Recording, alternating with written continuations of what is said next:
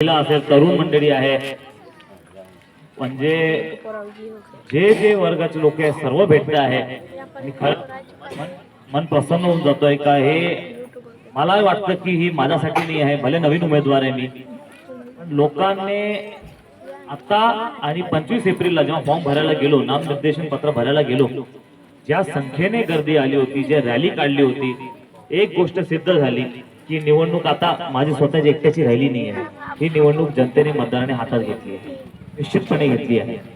आणि मतदार आज हुशार झाला आहे, मतदाराला कळतं आहे की आपली अडीअडचणी काय आहे, आपल्या का परिवर्तन पाहिजे, का बदल घडवायचे आहे.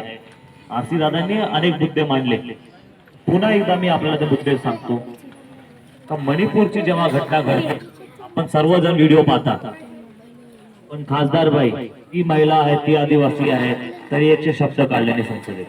राष्ट्रपती ती महिला, ती आदिवासी, एकही शब्द काढले नाही. पंतप्रधान बिलकुल एकदाही बोलले नाही.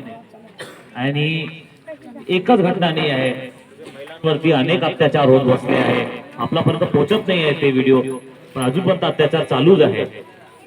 आणि खरं मणिपूरची घटना ती एक घटना आहे मध्य प्रदेशमध्ये, जसा एक आदिवासी माणूस त्याच्यावर भाजपचे नेत्याने लघवी केली, तेही व्हिडिओ आपण पाहिला असेल.